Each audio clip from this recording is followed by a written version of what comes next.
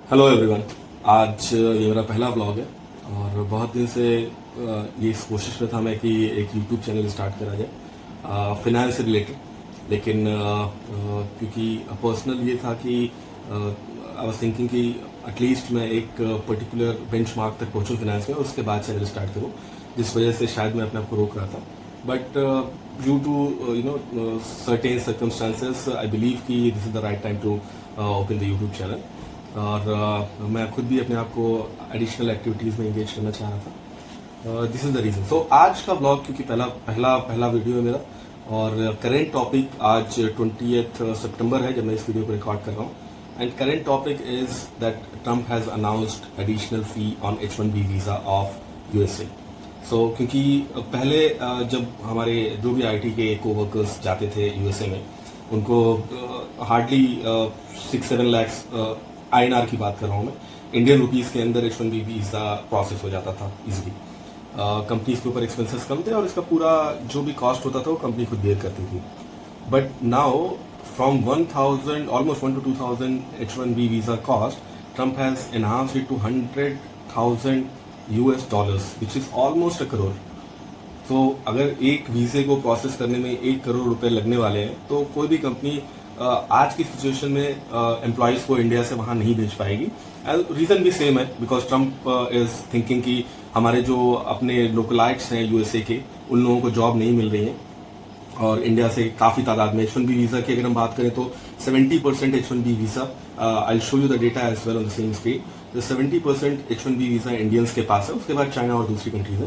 तो बहुत बड़ा चंक है जिसमें इंडियन IT प्रोफेशनल्स वहां जाकर के काम कर रहे हैं। Most of them are on H1B visa. कुछ ऐसे भी हैं जो L1 वीजा पर है, बट उनकी बात हम अभी इस वीडियो में नहीं करेंगे क्योंकि उनके ऊपर कोई संकट भी नहीं है। फिलहाल के लिए H1B वीजा वाले जो प्रोफेशनल्स हैं उनके ऊपर बहुत बड़ा संकट है। इस साल के भी अगर हम बात करें तो 5000 से ज्यादा लोगों का वीजा लगा है H1B में TCS का, 6000 से ज्यादा लगा है इन्फोसिस का, and followed by HCL and Tech Mahindra and other companies जिन्होंने अच्छी तादाद में H1B वीजा लगाया है। आज की अगर हम बात करें तो almost lakhs of professionals would get would be sent back to India, क्योंकि उनकी जॉब वहां पर obviously company can not renew their H1B visa. जिनका एग्जिस्टिंग है 2 साल 3 साल वैलिडिटी है, वो शायद अभी रुके वहां पर। बट जिन भी लोगों का एक्सपायर होने वाला है इस साल में या नेक्स्ट ईयर में, उनका रिप्लेसमेंट प्लान कंपनी डेफिनेटली तैयार करेगी और उन लोगों को इंडिया भेजा जाएगा, जिससे एक तो उनकी जॉब के ऊपर रिस्क आएगा और दूसरा सबसे बड़ा रिस्क आएगा ऑफशोर एसोसिएट्स के ऊपर भी, क्योंकि ऑब्वियसली अगर वहां से एसोसिएट्स आएंगे यहाँ पर काम करने के लिए तो उनको उनके लिए पोजीशंस क्रिएट करनी होगी। और पोजीशंस क्रिएट करने के लिए ऑब्वियसली कंपनी में जगह बनाने के लिए जो यहाँ ऑफशोर एसोसिएट्स हैं उसमें जो भी जिस भी ग्राउंड पर उनको कुछ एसोसिएट्स को निकालेंगे ताकि उनके लिए जगह बनाई जा सके। तो एक तो बात ये हो गई कि इम्पैक्ट पड़ेगा जॉब्स के ऊपर। जो भी IT प्रोफेशनल्स हैं USA के अंदर, उनकी जॉब में कुछ लोग फायर्ड होंगे, कुछ लोग will be sent back to their home country which is India obviously. और जब वो इंडिया वापस आएंगे तो क्योंकि उनकी पोजीशंस को क्रिएट करना होगा, and most of them are on senior levels only. तो जो भी सीनियर लेवल पर इंडिया में एम्प्लॉयज हैं उनकी भी जॉब के ऊपर काफी ज्यादा इश्यूज आएंगे, क्योंकि उनकी अगर USA वालों को एडजस्ट करना हो तो ऑब्वियसली जो इंडिया में है already working in similar kind of roles, they will be there has to be some sacrifice from them as well so that the position can be created for the people who are coming back from USA। अब आते हैं हमारे अगले point पर जो कि काफी critical है। तो जो भी एसोसिएट्स बाहर रह रहे हैं IT प्रोफेशनल या किसी भी अलग प्रोफेशन में हो, साइंटिस्ट वगैरह भी हैं जो H1B वीजा पर है, but majority of them are from IT background only, 95% almost you can say, और बाकी के 5% scientist and other key niche skills are there. So जो भी ये लोग रह रहे हैं, most of them are living with family. Then it means family means wife would be there, then might be 1 kid or 2 kids or 3 kids, whatever number is. So there are dependents as well. So if I'm saying that lakhs of job will go, it means you can multiply it to 3 or 4. So this much people will be impacted. Their studies will be impacted. Kids' studies will be impacted definitely. Or accordingly, when they'll come back to India, the impact would be on the offshore associates as well. तो जो offshore associates की family है, they will also be getting impacted. अब इसके ऊपर हमारी सरकार ने क्या किया अभी तक, तो मैं I was surfing internet and checking that in case if our government has given any advisory on this that we should not be in panic or anything as such. I have not got anything from either the ministries or from PMO or anywhere as such कि हमें क्या करना चाहिए. Next step would be what for H1B visa holders of USA. So that is one thing missing, but I hope that the government will definitely give some advisory. They must be thinking, they must be doing the town halls and anything that कि क्या करना चाहिए हमें internally, not the town halls in fact. They must be doing some meetings and all. So once government will give a clear feedback and see उसमें कुछ लोग बेवकूफ़ों जैसी बातें भी कर रहे हैं कि वो जो ब्रेन ड्रेन होकर के इंडिया से बाहर गया था वो वापस आएगा और यहाँ पर फिर हम लोग ग्रो करेंगे and all that.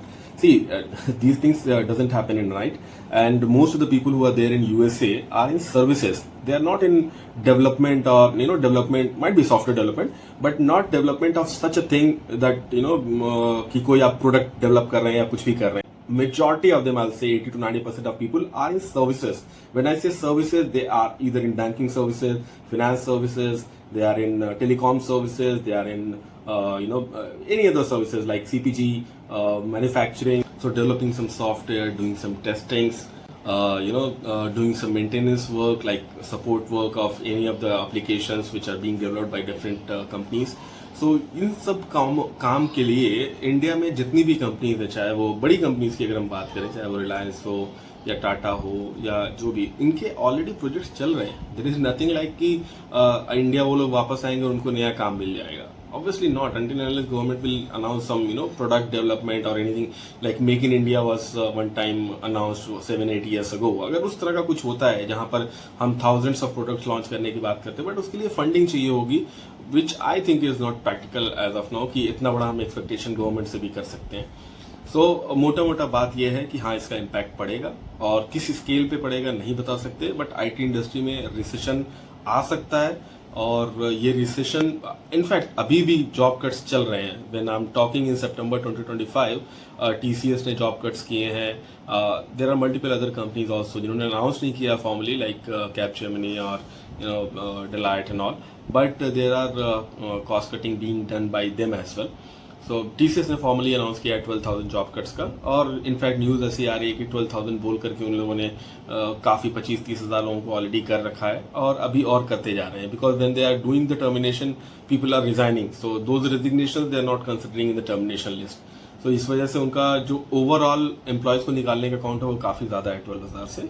और दे आर सेइंग कि 12,000 है टर्मिनेशन का count, but when HR is dealing with the employees and informing them that you are being terminated, the employee himself or herself is resigning. So those counts they are not adding into the termination count, and that is why the reasons of termination might be less. But overall जो बंदों को निकाला गया है इस पिछले 3-4 महीनों के अंदर, काउंट 12,000 से तो डेफिनेटली ज़्यादा होगा जहाँ तक न्यूज़ आ रही है उनके हिसाब से.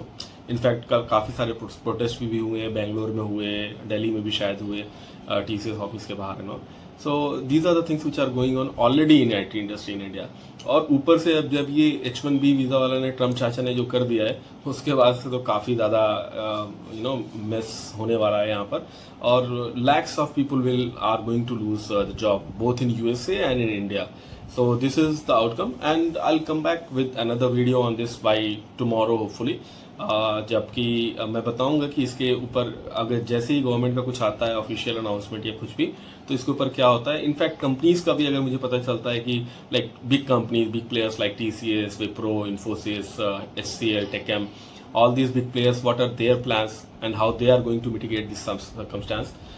उसके बारे में भी अगर कुछ भी इन्फॉर्मेशन आती है I will definitely share back with you. And मोटा मोटा मैं आपको एक बात बताऊं कि this channel is not been created for this current affair और H1B वीजा और anything as such. This was the intention behind this creation of this channel is to give financial tips that how you can enhance your money, how you can make your money work for yourself, and so that you can be financially free. This is the motto of creating this channel. But क्योंकि आज का current topic ये था, तो I thought कि first video मैं इसके ऊपर बनाता हूँ, and then gradually, because this is only first week in which I'm doing some 3-4 videos on might be H1B visa or something on current affairs, so that I can speak with ease. And then when I'll get used to it, when I'll publish 4-5 videos, after that I will contextualize it so that मैं एक जो मेरा target है कि financially advice आप लोग को करना और बताना कि किस तरह से आप अपने पैसे को ही काम पे लगा करके और आप खुद फ्री हो सकते हैं, अर्ली रिटायरमेंट ले सकते हैं या कुछ भी, उन सब चीज़ों के बारे में डेफिनेटली हम लोग बात करेंगे आगे आने के टाइम पे. So please if you like it, please press the like button and subscribe my channel. Thanks, and sorry in case if I did some mistake in this video. This was my first vlog, so sorry for that. Thank you.